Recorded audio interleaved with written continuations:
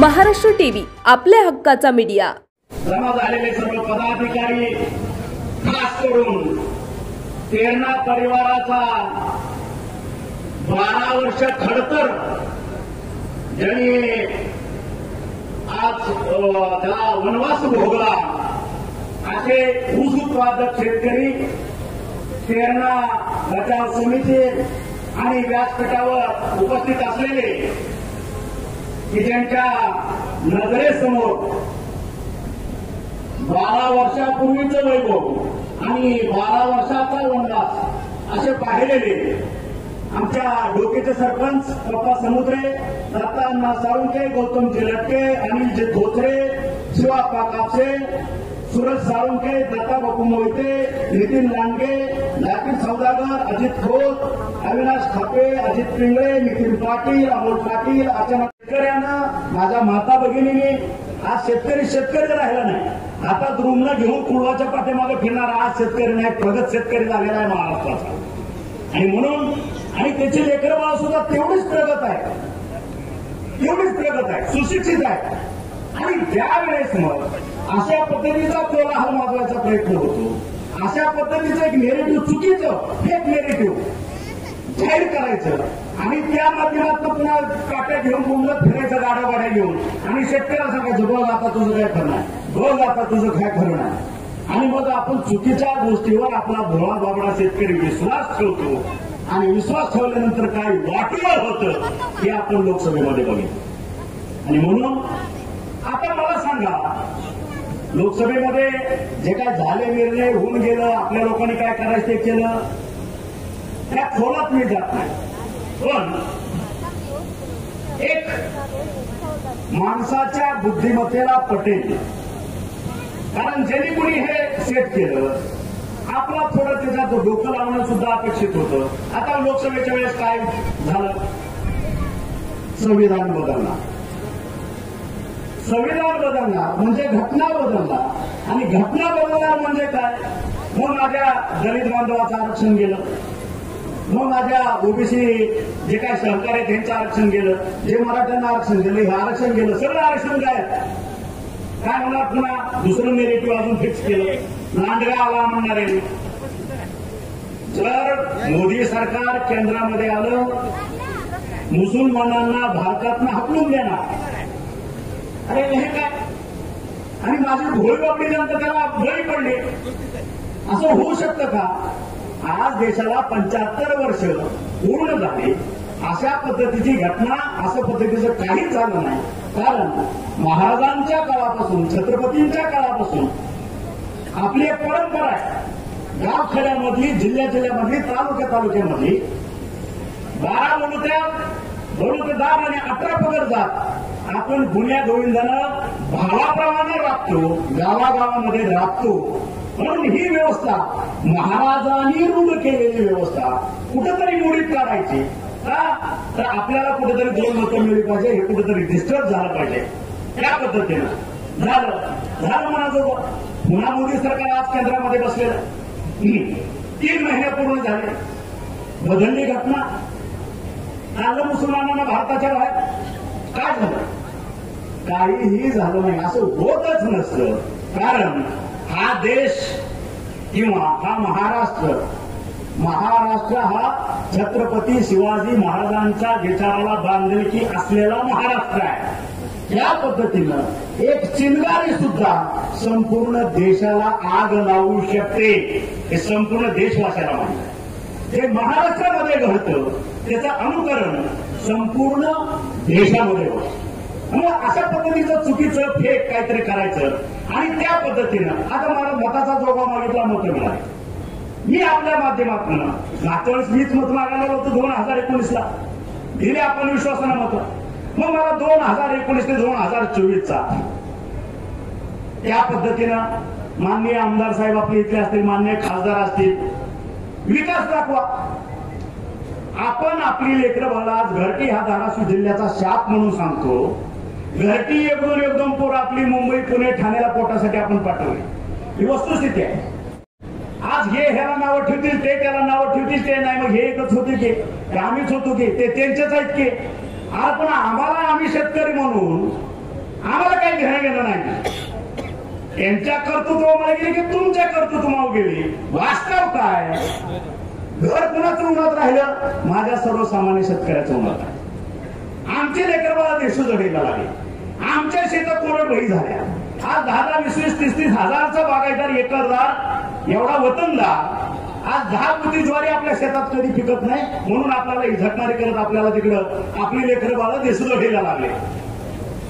हे पाप कुणीच मान्य करणार नाही. चांगलं झालं मी केलं, वाईट झालं त्याच्यामुळे झालं. आज तुम्ही बघितलं महाराष्ट्रामध्ये ज्या वेळेस पहिले 4 साखर कारखाने उभा राहिले त्याच्यातला हा 13 एक आहे. ह्या 4 मधला त्याचा वास्तव काय? कुणी उभा केली? उभारणी कुणी केली? पायात चप्पल न घालता घरातल्या भाकरी मिरचू बांधून रात्रदिवस फिरलेले हे समुद्र कुटुंब कारखाना उभा केला, सगळं केलं. त्यांचं अस्तित्व कोण कुठे गेलं कुणालाच कळलं नाही. आज कित्येक शेतकरी, आज ह्या साखर कारखान्याचे 36,000 सभासद आहेत. तुम्हाला आहेत का माहिती एकमेकाला? किती सभासद आहे? तुम्ही काय योगदान केलं? मी म्हणतो 100 रुपयाचा सभासद असेल उभा कारखान्याचा, त्यावेळेच्या 30-40 वर्षापूर्वीच्या 100 रुपयाची किंमत आज काय? हे जे वास्तू या ठिकाणी उभा आहे हे अर्थकारण सर्वसामान्य शेतकऱ्याचं आहे. त्याला 36,000 शेतकऱ्यांनी योगदान दिलं. त्यावेळेस उभा राहिला कुणाच्या बापाचं नाही. ध्यानात ठेवा. हे मी केलं, हे न केलं. अरे तुझं काय बापाचं होतं का? 36,000 शेतकऱ्यांना स्वतःच्या शेतामालावरती स्वतःची बैल विकली, स्वतःचं धान्य विकलं, स्वतःच्या शेतावरती कर्ज काढली आणि एक शेअरसाठी तुमच्या दारात लांगा लावून शेअर घेतले. तुमच्या बापाचा नाही कारखाना. आणि दुसरी गोष्ट आजही सांगतो, आज चुकीचं. लांडगा आला, लांडगा आला, लांडगा परत सुरू झाला. काय सुरू झालं? भैरवनाथ शुगर वर्क्स लिमिटेड हा साखर कारखाना विकत घेणार स्वतःच्या मालकीचा कारखाना. सुरू झाले की नाही? सगळ्यांनी सांगा, सुरू झाले की नाही? आज मंगळवार आहे. महाराष्ट्राचं आराध्य दैवत अंबाबाईचा दिवस आहे, तुळजा भवानीचा दिवस आहे. तुळजा भवानीच्या चरणीची शपथ घेऊन सांगतो, हा साखर कारखाना 13 भाडे तत्वावरच राहणार आणि 25 वर्षानं हा साखर कारखाना माझ्या 36,000 सभासदांच्या मालकीचाच राहणार. हे परत एकदा सांगतो, खणकावून सांगतो. कारण माझ्या विचारामध्ये आणि माझ्या नियतीमध्ये खोट नाही. माझा हेतू शुद्ध आहे. आणि म्हणून अर्ध्या रात्री जरी झोपेतनं उठवलं, खोटं बोलायचा प्रसंग आहे, ज्या असते थडकन बोलतो, समोर बोलतो. आणि म्हणून ज्या लोकांना हे आवडत नाही, जे घटिक पत्रकार असतात त्यांना आवडत नाही, त्यांचं चालवतं. आता थोड्या वेळानं चालू होईल टुंग टुंग टुंग टुंग काय वाचाळ तानाजी सावंत असे बोल. हाय मी वाचा आहे वाचा, मी सत्य बोलतो. माझ्या शेतकऱ्याच्या पोटातलं त्यांच्या ओटावर येतं ते बोलू शकत नाही. त्यांचा शब्द मी हा माईक मधनं बोलतो. आहे मी वाचा. माझ्या जनतेसाठी वाचा नाही, लाखो शिव्या झेलण्याची, लाखो दगडात झेलण्याची सुद्धा माझी ताकद आहे. माझ्या शेतकऱ्यासाठी काय करायचं कुणी काही आहे माझी तयारी. आणि म्हणून परत एकदा सांगतो, ह्या 36,000 शेतकऱ्याचं योगदान आहे. कुणाच्या बापाचा हा साखर कारखाना नाही. आम्ही फक्त माध्यम आहे. पांडुरंगाने आपली सेवा करायला पाठवलं. 2022 पासून हे जे कायदेशीर बाबू चालू होते, जर इथल्या नेते मंडळीच्या पोटात पाप नसतं तर हा साखर कारखाना 2022 ला सुरू झाला असता. 2022 ला सुरू झाला असता. 2 सीझन का वाया गेले? डीआरटी झालं, डीआरटी झालं, सत्र न्यायालय, हायकोर्ट, सुप्रीम कोर्ट, पुन्हा डीआरटी, पुन्हा डीआरटी, पुन्हा हायकोर्ट. हे 2 वर्ष जे पळवलं ते कशासाठी पळवलं? मग शेतकऱ्याचा इतका कळवळा होता. मग शेतकऱ्याचा इतका कळवळा जर असेल तर रात्री बेरात्री लातूरला जाऊन भेटणं, पुन्हा मुंबईला जाऊन भेटणं, पुन्हा दिल्लीत काहीतरी साठगाठ करणं, एवढी मेहनत काय घ्यावी लागली? मी म्हणतो, एवढी मेहनत घेण्याच्या अगोदर जर साखर कारखाना चांगला करण्यासाठी जर एवढी मेहनत घेतली असती तर ही वेळ चालली असती ना. सवय काय? दुसऱ्याचं ते कार्ट, आपलं ते बाबू, दुसऱ्याचं घरावरती विस्तू ठेवायचा आणि स्वतःची घरं भरायची, ह्या पद्धतीची ही नेते मंडळी. स्पष्टच सांगतो, तुम्हाला आवडून येतं ना, वास्तव आहे. आणि माझ्या म्हणण्यापेक्षा तुम्ही ते भोगले, 30 वर्ष भोगले. म्हणजे तुम्ही सगळ्यांनी उचलून द्यायचं, ह्यांनी स्वतःची घर भरायची आणि तुम्ही पुन्हा दाऱ्यावरून फाटक्या चपलाने ह्यांच्या मागं फारायचं आणि ह्यांना भरभरून मतं द्यायची. ही अवकात आहे ह्यांची, ही लायक आहे ह्यांची. आणि म्हणून इथून पुढं जर कुठलाही नेता मतं मागायला येत असेल तर आपण ठणकावून सांगितलं पाहिजे, तू माझ्यासाठी ह्या 5 वर्षात, ह्या 10 वर्षात काय केलं? 2 विकासाची कामं दाखव, मला मान्य, 2 विकासाची कामं दाखव. आणि म्हणून माझ्या तमाम ह्या तेरणा परिवाराला मी आव्हान करतो, हे सर्वजण आज ऐकायला बसले. अतिशयोक्ती नाही, अहंकार नाही आणि आपुलकीनं सांगतोय. आज या कळंब 10 मधल्या जे काही नेते आहेत आपले आमच्या पक्षाचे, त्यांनाही सांगतो, आमचे सूरज महाराज असतील, आमचे शिवाप्पा असतील, आमचा खापे असेल, जे काय आमचे इथल्या तालुका प्रमुख वगैरे सगळे, माझ्या शेतकऱ्यांना गाड्या करा, जरा आपल्या भूमपरांना वाशीमध्ये फिरवा. 5 वर्ष कंप्लीट आली माझ्या आमदारकीला. या लोकांना हे आमदार खासदार मीच केलं होतं, सगळ्यांना माहित आहे, ओपन. मग आज भूमपरांना वाशीमध्ये 1,500 कोटीचा निधी येतो, विकास कामं चालले, रस्ते अगदी गुळगुळीत झाले, तळव्यासारखे रस्ते झाले, 95% रस्ते पूर्ण झाले. ज्या ठिकाणी 3-3 तास वेळ लागायचा रस्त्यातनं पास व्हायला, आज 15 मिनिटात तो रस्ता क्रॉस होतो. पाण्याचं काम 98% आलं. 30 वर्ष सगळ्या इथल्या लोकल नेत्यांनी इलेक्शन आले की फ्लेक्स वरती कॅनॉल दाखवायचा, पाणी दाखवायचं, या फ्लेक्सला नारळ फोडायचा, आलं पाणी, तुम्ही त्याला मतदान द्यायचं, झाला विषय. पुन्हा 5 वर्ष कोणी बघायचं नाही. ही वास्तव होतं की नाही? हे झाले की नाही सांगा? आज उजनीचं पॅन पाणी येणार, माझ्या हक्काचं 22 TMC पॅन येणार, हे करणार, या ठिकाणी हरित क्रांती होणार, ह्या ठिकाणी धवल क्रांती होणार, ह्या ठिकाणी औद्योगिक. कुठं गेलेला क्रांती यांच्या? का क्रांती हा शब्द काढून पुढे बांधून खिशात घालून ठेवला? कुठे गेल्या क्रांत्या? कुठे गेला माझा शेतकरी? कुठे गेला दूध उद्योग? कुठे गेली सहकारी बँक? कुठे गेले हे सगळं? हे परत परत एकदा तुम्हाला नम्र आव्हान आणि कळकळीचं आव्हान करून तुम्हाला विचारतोय. तुमचं तेरणेचं जर बघितलं, आज भूमपरांडा वाशीमधला शिवशक्ती बघितला, नर्सिंग कारखान्याची तीच अवस्था होती, त्याचंही आता आजच ऑर्डर होईल. तो कारखाना 6 महिन्यापूर्वीच ताबा घेतलेला आहे, तो बी चालू होईल. तेरणा सुरू झाला, शिवशक्ती सुरू झाला. दूध संघाचं काय? शेतकरी बांधव म्हणून तुम्ही हे विचारलं पाहिजे तुमच्या नेत्यांना फिरताना, दूध संघाची अवस्था काय? आज शेतीला पूरक उद्योगधंदा म्हणलं तर आपण दूध शेती बघतो.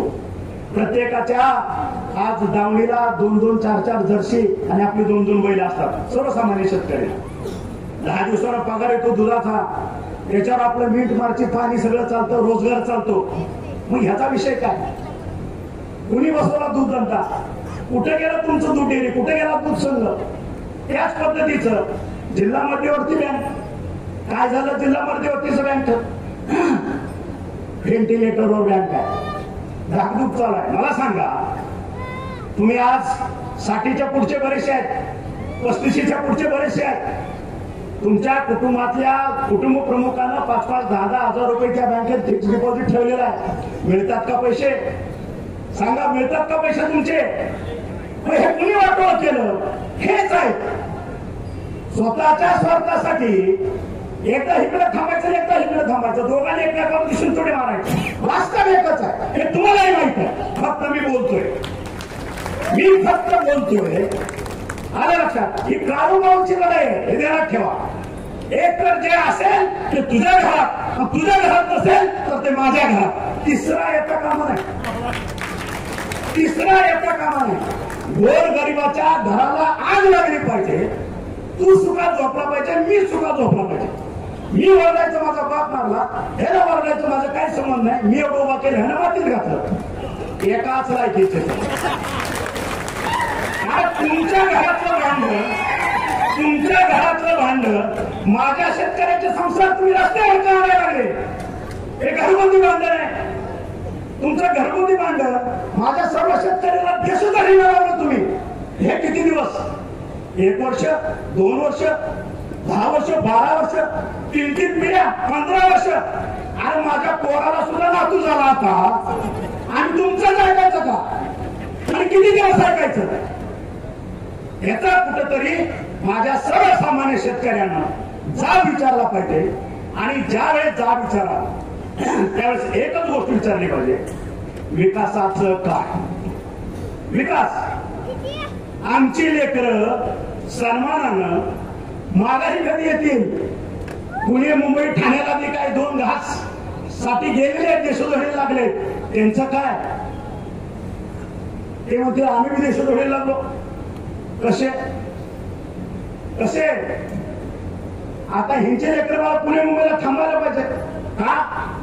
तुमचं रक्त पिऊन ज्या प्रॉपर्टी तिकडे केलेल्या आहेत त्या सांभाळायला पाहिजे नाही का? म्हणून ह्यांचे लेकर बाळ तिकडं आणि आपली लेकर बाळ, आपला बाप इथं शेतात राबतोय, त्याला 1-2 बाया कामाला लावल्या, 2 मजूर कामाला लावले, खतं आणायची, यासाठी पैसा द्यायचा म्हणून आपली लेकर बाळ तिकडं दुसऱ्याचं छत्रंज उचलाय. हे कुठंतरी थांबलं पाहिजे. आपण, मला आश्चर्य वाटतं, 4.5 वर्ष अतिशय मन लावून आपण ऐकतो. शेवटच्या 2 महिन्यात काय डोक्यात जातं कळत नाही. आपण 3ऱ्या ठिकाणी बसलो, आपण 4थंच काहीतरी घडून जात. हे काय?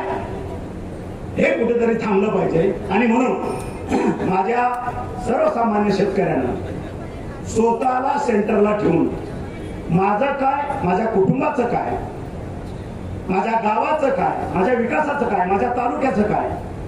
आज पाण्याचा अवस्था 22 TMC. सकाळ दुपारी फेसबुक लाईव्ह होती की पाणी आलं, पाणी आलं, पाणी आलं. दुपारी नारळ फोडले जातात फ्लेक्सवरती. वास्तव काय? केलं का काम? माहिती घ्या.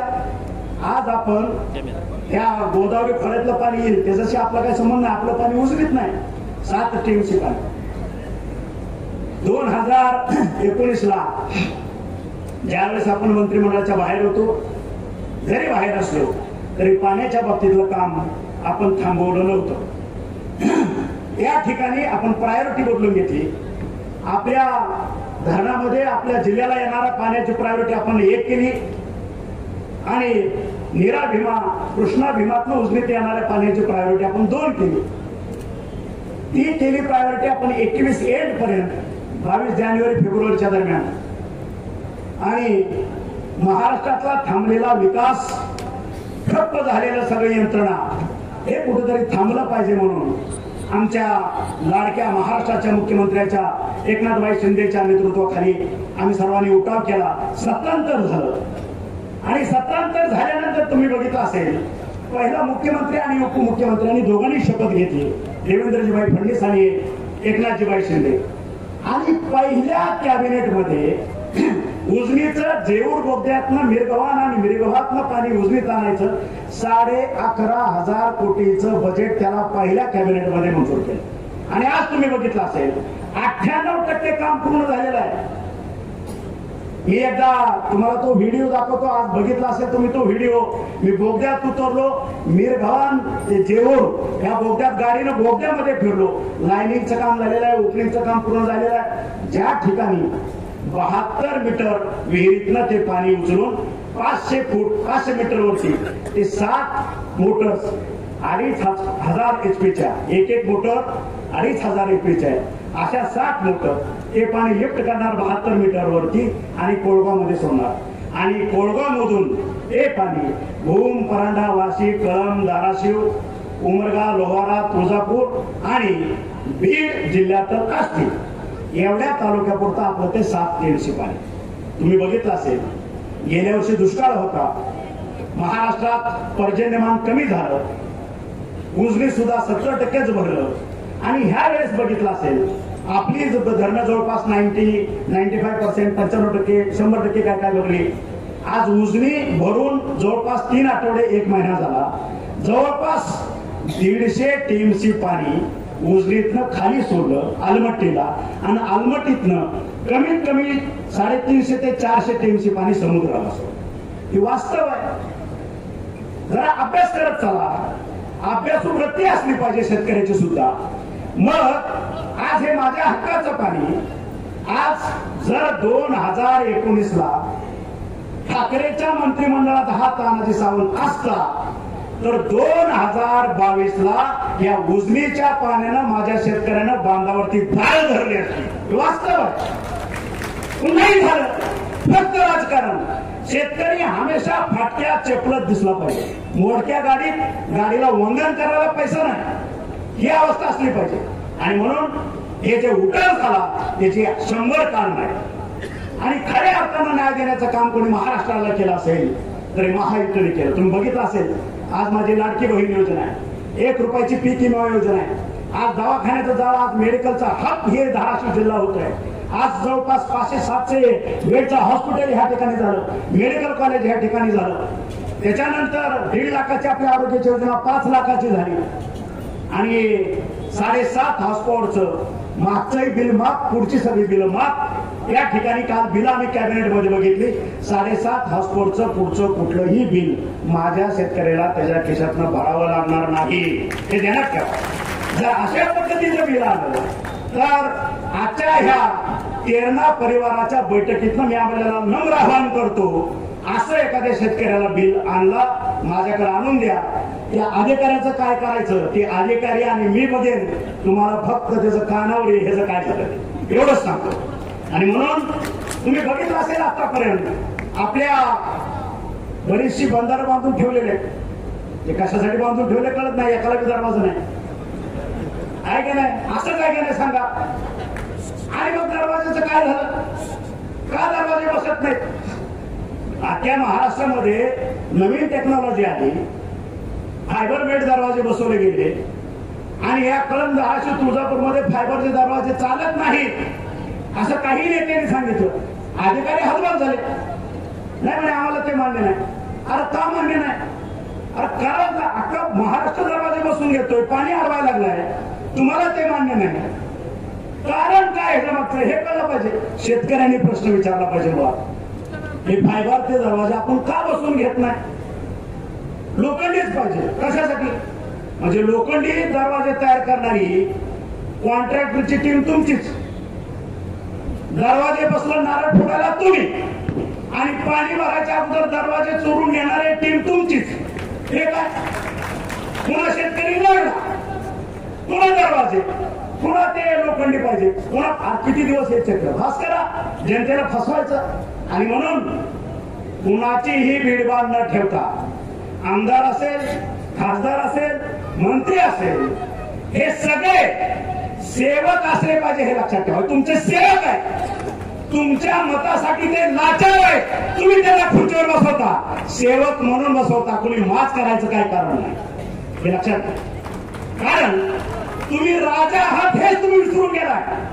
रजाकाराच्या काळापासून जो अन्याय आपल्यावरती झाला, पिढ्याला पिढ्या झाला, ती शोषितता ह्या जनतेत आहे, ती मोडून काढा कुठेतरी. छत्रपतीच्या अवलादीचे जर आपण असू, पेटून उठा. आज कुठलाही नेता तुमच्यामध्ये फिरत असेल, त्याच्या कॉलरला धरून विचारायची हिंमत झाली पाहिजे, माझ्या विकासाचं काय, माझ्या गावच्या रस्त्याचं काय, 25-15चं काय, बंधाऱ्याचं काय, लाईटचं काय, माझ्या शेतीमालाच्या भावाचं काय, विचारलं पाहिजे. हे न विचारता माझी 2 रुपयाची प्रॉपर्टी 4 रुपयाची होती, 4 रुपयाची एसटी 10 रुपयाची होती, 10 रुपयाची 100 रुपयाची होती नेत्यांची. आणि माझा शेतकरी प्रत्येक वर्षी एकरभर विकतोय, 2 एकर विकतोय, बैल विकतोय, गाय विकतोय. काय हे काय चाललंय, हे काय चाललंय, हे काय विचारत नाही आपण. आणि म्हणून आज तुम्हाला सुद्धा माझी कळकळीची विनंती आहे, ज्या वेळेस आपण एखाद्या गोष्टीला नुसती चर्चा करतो, ह्या सगळ्याच गोष्टींची चर्चा व्हायला पाहिजे, विकासाची चर्चा व्हायला पाहिजे. आणि विकास म्हणून मी आज हा तेरणा परिवाराचा मेळावा ठेवलेला आहे. विकास बघायचा असेल, भूमपरंडावासीला बघा, चुकला असेल सूचना करा, दुरुस्त करू. 1,500 कोटीचा निधी महाराष्ट्रातल्या कुठल्या तालुक्यात आला, मतदारसंघात आला, ह्याची मी माहिती आहे. आणि म्हणून जर विकास करायचा असेल तर पक्षाची ध्येय धोरणं, पक्षाला मानणारा माणूस आणि त्याप्रमाणे निधी खेचून आणणारा माणूस, निधी खेचून आणणारा दबंग नेता आपला असला पाहिजे. चिरीमिरी ते गुंतवून हप्ता गोळा करणारा 10%, 2%, 8% हे बंद करा. त्याला जा विचारा. आणि म्हणून परत परत सांगतो, माझ्या शेतकऱ्यानं सजग झालं पाहिजे, आवाज उठवला पाहिजे. आणि आवाज उठवण्याची हिंमत ती तुमच्यात आली पाहिजे. तुमच्या केसाला धक्का, तानाजी सावंतच्या जीवाला धक्का तुमच्या पाठीशी खंबीरपणे उभा आहे. हे ध्यानात ठेवा. ते गेलं आमचं ती दबंगिरी, आमची राजेशाही, आमची अमुकशाही ही लोकशाही. लोकशाहीमध्ये हे राजे आहेत, समोर बसलेले राजे आहेत, हे विसरायचं नाही. आणि म्हणून आज जर आपल्याला अर्थकारण आपलं चांगलं करायचं असेल, आपला विकास साधायचा असेल, आपला दूध संघ जिवंत होणं गरजेचं आहे. परत आपल्याला आपली बँक जिवंत होणं गरजेचं आहे. आपले सगळे बंद पडलेले सहकारी युनिट चालू होणं गरजेचं आहे. आपल्या शेतीमालाला भाव चांगला असणं गरजेचं आहे. का देऊ शकत नाही? आज तुमच्या जाहिराती फ्लेक्स, पोराची गाडी, बायकोची गाडी, पोराचं डिझेल, बायकोचं डिझेल, पोराचं हॉटेल, बायकोचं हॉटेल, अजून कोण काका मामा यांचं हॉटेल, ही जी सगळी बिलं जर तुमच्या कारखान्यातनं जात असतील, झकमाराल ते कारखाना जगतो का? माझ्या शेतकऱ्यानं 12-12 महिने, 13-13 महिने, रात्र दिवस, रात्री बेरात्री तिथं दारं धरायचे, ऊसाची ऊस तोडून आणून तुमच्या बोंबल्यावर घालायचा. आणि तुम्ही म्हणायचं भाव देऊ शकत नाही का? ही सगळीची तुमची थेर सहन करायला. असं जमत तर स्वतःच्या मनगटात न्याट असं तर दुसरे उद्योगधंदे उभा करा, त्याच्यातून लेकरं बाळं फिरवा गाडीतनं. शेतकऱ्याच्या रक्ताच्या जीवावरती नका फिरवू तुम्ही तुमची पोरवा. ही साधं गणित आहे. त्यालाही त्याचे लेकर बाळ आहे, त्यालाही त्याचा संसार आहे. मग हे का होत नाही ते आपण करून दाखवायचं. आज शपथ घेऊ आपण. माझी लेकर बाळ माझ्या शेतकऱ्यांची गाडीतनं फिरली पाहिजे. माझ्या शेतकऱ्याच्या दारापुढं माझी गाडी लागली पाहिजे. माझ्या शेतकऱ्याचा बंगला असला पाहिजे. माझ्या शेतकऱ्यांच्या पोराचे सुद्धा उद्योगधंदे असले पाहिजे. तो फक्त रोजगारी असता कामा नये. हे आपण तयार करू. काय होत नाही त्याला बुद्धी लागते. गुडघ्यात ठेवून काहीतरी बरळायचं, भावनिक करायचं, मतं मागायची. आणि ह्याच्यातला पुढचा मुद्दा सांगतो. झालं, लोकसभा संपली. तुम्हाला वाटलं त्या पद्धतीने आपण आपला खासदार निवडून दिला. तुम्ही पुन्हा मोदींचं सरकार आलं देशामध्ये. आता पुणे मुंबई सारख्या ठिकाणी माझा शेतकरी जात असेल लेकरावाकडे कधीतरी, लोकलनं फिरतो, मेट्रोनं फिरतो, हायवेनं जातो. या योजना कशा असतात? आज 5-5, 10-10, 20-20 हजार कोटीच्या योजना आहेत. या गव्हर्नमेंट ऑफ महाराष्ट्र शासन स्वतःच्या तिजोरीतनं या योजना नाही चालू शकत. हे ध्यानात घ्या. ह्या योजना केंद्राकडे जातात. त्याचा डीपीआर करून, प्रोजेक्ट रिपोर्ट तयार करून त्याच्यातला 60% वाटा हा केंद्र सरकार देतं. महाराष्ट्र शासन स्वतःच्या तिजोरीतनं 40% वाटा देतं. 100 रुपये एखाद्या प्रोजेक्टची किंमत असेल, 60 रुपये केंद्र शासन, 40 रुपये महाराष्ट्र शासन. 100 रुपये मध्ये तो प्रोजेक्ट पूर्ण होतो. मग धरण असेल, पूल असेल, मेट्रो असेल, लोकल असेल, रस्ते असेल, हायवे असेल, धरणं असतील छोटी छोटी सगळे. आणि आता रेल्वेचे प्रोजेक्ट. आता मला सांगा ह्या ठिकाणी निधी कसा आणायचा? ह्या ठिकाणी तुम्ही विरोधकाचा खासदार निवडून दिला. आज 1000, 5000, 10,000 कोटीचे प्रोजेक्ट कसे आणायचे? केंद्र शासनाला कुठल्या तोंडाला आपण ते प्रोजेक्ट मागायचे? लोकांची मानसिकता आपण आता बदलली पाहिजे. केंद्रात महायुतीचं शासन आहे.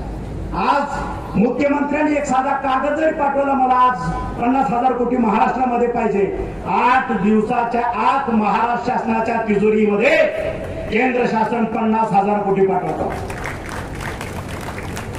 जर आपण येत्या विधानसभेला केंद्राच्या विचाराच्या विरोधातलं जर शासन ह्या ठिकाणी बसवलं, मग हे चाललेलं प्रोजेक्ट कोळवामध्ये पाण्याचं 98% काम पूर्ण झाले. जो 1,500 कोटीचं राहिले काम.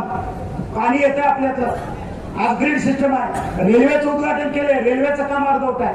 हायवेचं काम चालले, सुरत महामार्ग चाललेला आहे. सगळे एक्सप्रेसवे सुरू झालेले आहेत. पुणे मुंबई मोठमोठ्या शहरांनी आज मेट्रो चाललेले आहेत. ही सगळी कामं केंद्राच्या सहकार्याशिवाय होत नाही. त्यांच्या सहकार्याने ही कामं चालली.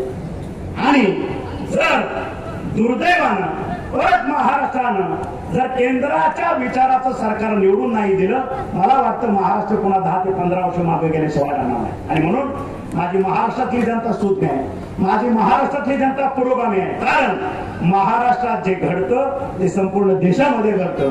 महाराष्ट्राचं अनुकरण संपूर्ण देश करत असतो. आणि म्हणून त्यावेळेस आपल्याला केंद्राच्या विचाराचं शासन, कारण केंद्राची भूमिका काही असेल तर महाराष्ट्राची भूमिका सर्व धर्म समभाव.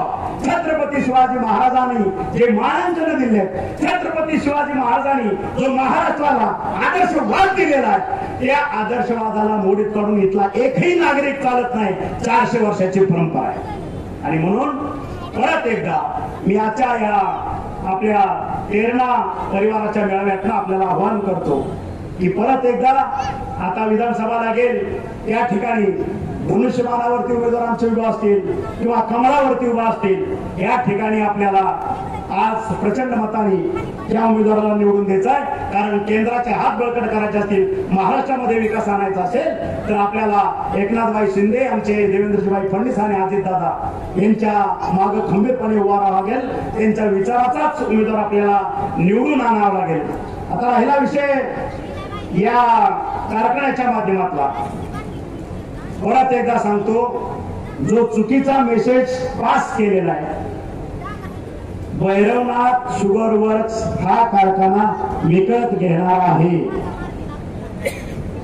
मागच्या महिन्यापूर्वी दिलीप वळसे पाटील सहकार मंत्री महाराष्ट्र राज्याचे यांची एक समिती झाली आणि बँकेनं काही पत्र दिली की ही बँक जर तुम्हाला वरती काढायची असेल, जर ज्या सहकारी संस्थांना, सहकारी कारखान्यांना जी कर्ज दिलेली आहे त्याची वसुली करायची असेल तर तुम्हाला ते युनिट विकावे लागतील. आणि म्हणून हे युनिट विकावे लागतील म्हणजे ह्याच्या मागे काहीतरी काळवेरा आहे असं डोक्यात ठेवून मी एक पत्र दिलं होतं की ह्याचा कुणी विकू शकत नाही. कारण भैरवनाथचा 25 वर्षाचा करार या पेरडेचा झालेला आहे, रजिस्टर्ड अग्रीमेंट झाले. हा शेतकऱ्यांच्या मालकीचा आहे, शेतकऱ्यांच्या मालकीचाच राहणार. 25 वर्षानंतर माझा इथला सभासद, त्याची पुढची पिढी हा त्यांच्या मालकीचाच कारखाना असणार.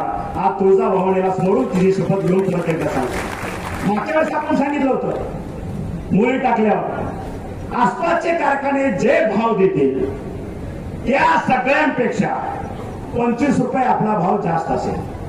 मला वाटतं छत्रपतींच्या आशीर्वादानं आई तुळजाभवानीच्या आशीर्वादानं मी तो शब्द पाळू शकलेला आहे. काय त्याच्यात अडचण आहे कोणाला? 2825 रुपये भाव मिळाला की नाही? ज्यांनी मिळाला त्याने हात वर करू. 2825 रुपये. आणि म्हणून आज तुमच्या साक्षीनं परत एकदा घोषणा करतो, परत एकदा या भागात जे आसपासच्या सहकारी कारखाने 100 किलोमीटरच्या मध्ये असतील त्यांचा जो भाव असेल त्यापेक्षा 51 रुपये ह्यावेळेस मी तुम्हाला जास्त देईन.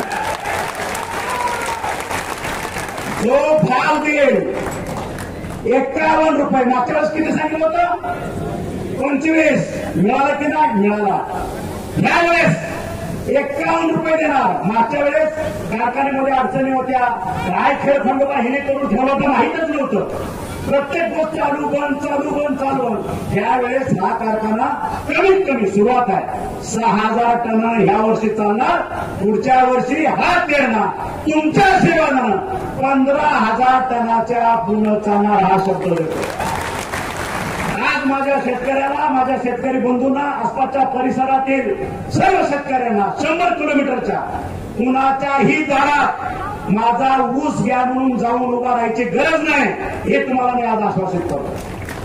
कारण आज यंत्रणा माझ्या शेतकऱ्याची असेल, ऊस तोडीची यंत्रणा माझ्या शेतकऱ्याचा असेल, ऊस माझ्या शेतकऱ्याचा असेल आणि भाव माझा शेतकरी जो सांगेल तोच असेल ही आज तुमच्या साक्षीने घोषणा करतो.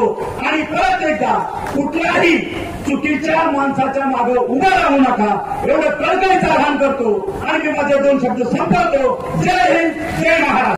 आपल्या भागातील महत्त्वाच्या आणि ताज्या बातम्या पाहण्यासाठी आजच आमच्या महाराष्ट्र टीव्ही न्यूज चॅनलला यूट्यूबवर सबस्क्राईब करा आणि बेल आयकॉन प्रेस करा.